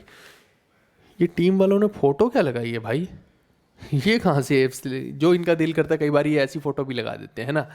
चलिए कोई बात नहीं। एव्स के अंदर क्या है, काम की चीज़ देख लेते हैं। 4 चैम्बर्ड हार्ट होता है, ठीक है। 4 चैम्बर का मतलब मैंने बता दिया आपको, है ना। ह्यूमन का जो हार्ट है इसमें भी क्या है 1 2 3 4 ऐसे 4 चैम्बर होते हैं। ऐसी इसके अंदर भी 4 चैम्बर होते हैं एव्स के अंदर। एव्स एंड मैमल्स, इसके अंदर सभी के अंदर आपको 4 चैम्बर्ड हार्ट देखने को मिलता है। बाकी जगहों पे हमें जो है कहीं पे 2 चैम्बर्ड, कहीं पे 3 चैम्बर्ड देखने को मिल रहा है। एक क्रोकोडाइल का एग्जांपल है जो डिफरेंट है ना, वो रेप्टाइल है, उसके 4 चैम्बर है, बाकियों में या तो 2 या 3 देखने को मिल रहा है, ठीक है भाई। तो ये आपको ध्यान रखना है, एव्स और मैमल्स। मैमल्स मतलब ह्यूमन बीइंग हो गए, जानवर हो गए, है ना। ये घोड़े, बैल, बकरियां, ये सब आप देखते हैं जिनके थन होते हैं, गाय, भैंस, है ना, उनकी बात हो रही है। इन सब के अंदर जो है 4 चैम्बर का हार्ट होता है। वहीं पे आप देखिए कि ये वार्म ब्लडेड होते हैं, ये कोल्ड ब्लडेड नहीं है। इससे पीछे जितने भी हम देख रहे थे वो कोल्ड ब्लडेड देख रहे थे, लेकिन मैमल्स और एव्स दोनों ही वार्म ब्लडेड होते हैं। ये खुद ही अपनी इनकी बॉडी जो है टेम्परेचर मेंटेन कर लेती है, यानी पक्षियों के अंदर हो गया। अच्छा, ये मैमल्स का एग्जांपल दे दिया इन्होंने, है ना, इन्होंने एव्स का नहीं लिखा हमारी टीम ने। एव्स में पक्षी आ जाएंगे और मैमल्स में ये सब आपको देखने को मिल रहे हैं, ठीक है। तो ये जो है, ये सारे के सारे मैमल्स जो है, ये जानवर हैं, ये अपना बॉडी का टेम्परेचर खुद ही मेंटेन कर सकते हैं। तो ये भी जो है, ये क्या हो जाते हैं, ये भी वार्म ब्लडेड हो जाते हैं। मैमल्स भी जो है क्या हो जाते हैं, वार्म ब्लडेड। और इसके अंदर भी जो है कितना 4 चैम्बर्ड हार्ट हो जाता है, 4 चैम्बर्ड हार्ट होता है किसमें, मैमल्स के अंदर। और एव्स और मैमल्स को साथ साथ देखते रहिए, ठीक है, ये काम की चीज़ है। इसके बाद मैंने बता ही दिया कि कांस्टेंट बॉडी टेम्परेचर मेंटेन करते हैं। इसके एग्जांपल क्या हो सकते हैं, कॉर्वस, कॉर्वस किसको बोलते हैं, क्रो को बोलते हैं। कोलंबा किसको बोलते हैं, पीजन को बोलते हैं। ये सब इसके एग्जांपल है। एक बार पैरेट का पूछा गया था, पैरेट का नाम बताओ, है ना, तो बायोलॉजिकल नेम जो है उसका पेसिटा कुला होता है, ये आप ध्यान रखना, है ना।